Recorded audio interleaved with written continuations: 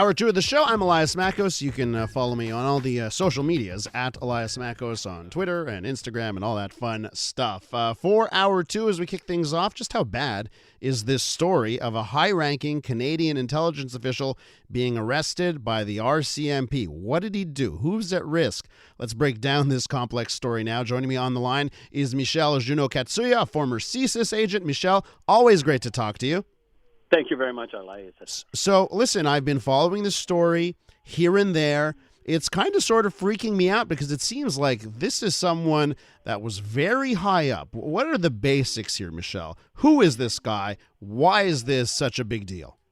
Cameron Ortiz is basically a guy who reached the rank of DG, Director General of Intelligence for the RCMP. He was a civilian member, so not trained as a police officer, but came from the outside. A guy with a PhD and even a post-PhD specialist on Southeast Asia, apparently speaking Mandarin. And basically, a very bright guy who had achieved a very, very high level within the RCMP. He was actually in charge of the intelligence unit. That means that this guy had access to all the intelligence available in the Canadian security and intelligence community, but also all the intelligence that he could receive from our allies. He probably had a top secret clearance, SAs, which is special activity, giving him access to the information coming from the Five Eyes among other groups. How does a guy like this think he could get away with it? There's a multitude of reasons why individuals might decide to do something like this. Matter of fact, we had an acronym in our line of work called MISE, M-I-S-E, for money, ideology, sex, or ego.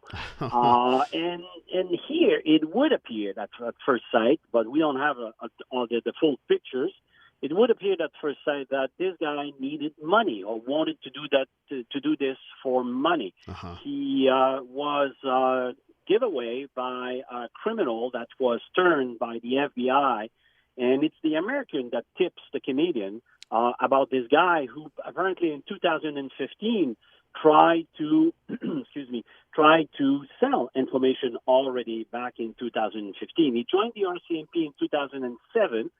So when he came in, probably he did not have any activity of that nature. So he went under the radar, went through the security screening process. 7 years later, it looks like he's decided that he would use his access to sell some of that intelligence, some of that information. Now, the fact that the FBI are the one that tipped the RCMP by turning a criminal around, it would appear that we might not have to do with a foreign intelligence organization, but a foreign organized crime group that has tried to buy this intelligence.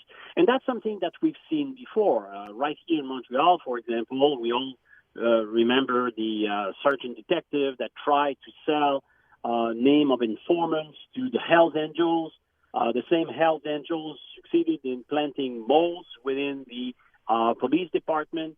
So obviously, the organized crime can and organize themselves and organize an intelligence collection capability as well. So is this likely here that this guy was getting away with this stuff, selling this kind of information for a few years?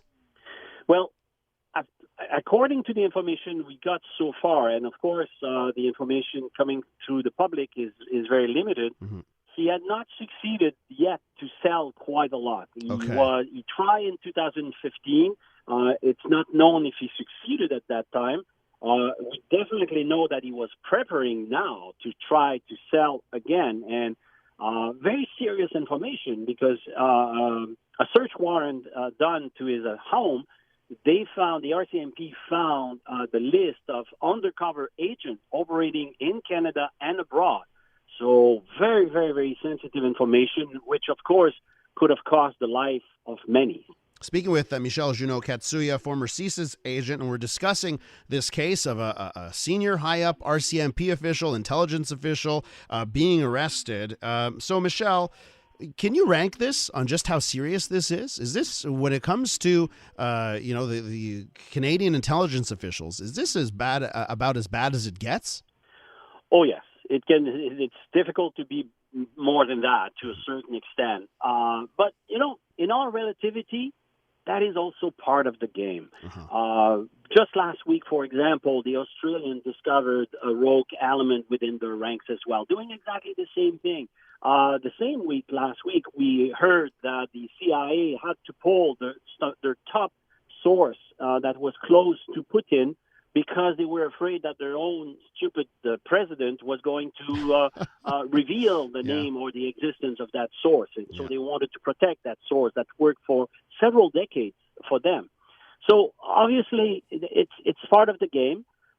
Fortunately, in Canada, it does not happen often, not because we don't have a lot to share. On the contrary, but we have a fairly good system. In order to return to previous cases in Canada, we have to return to 2012, where Jeffrey DeLille was arrested, Lieutenant Navy in Halifax, for 3 to 4 years, was selling documents to the Russian intelligence services. And just refresh my memory there. He was disgruntled. Was that what the case there? Is that the reason why he turned to that? Which one? The last one you just mentioned, Jeffrey DeLille. Jeffrey DeLille. Yeah. Jeffrey DeLille was a combination of being disgruntled, but a combination also of needed money. He had a gambling addiction. His personal life was in shambles. He had to pay child support. His divorce was difficult for him. Basically, the guy was a wreck. And he told the investigator that he committed a professional suicide. But if we go back to the RCMP, to find something that dangerous or that important, we have to return to the 60s and the 70s, where Sergeant Gilles Brunet, for 2 decades, sold secret to the Soviet intelligence services, the Russian again, in that period of time.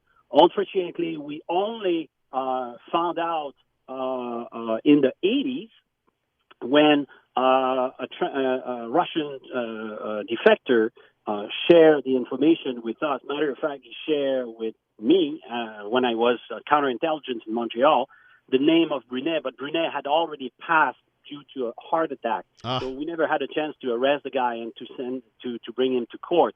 But it had a devastating effect to my colleagues who had worked with that guy prior to me, because they trusted that guy, they went out with that guy, they partied with that guy, and then they found out that this guy was literally selling secret that went and led to the execution of many double agents for us.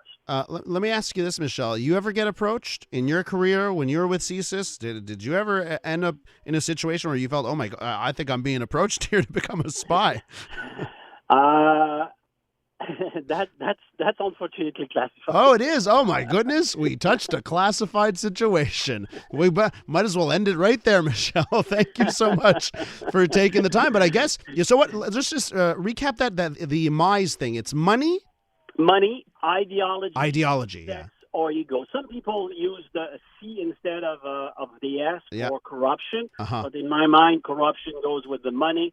But the sex espionage is super, super used, very, very, very good. And some people have, alternative choice sometimes can only satisfy it by doing certain things illegal. I very much hope to hear your declassified stories one day in the future, Michel. Thanks for joining us. I'll cost you a beer. All right. I'll take that trade. That's pretty good.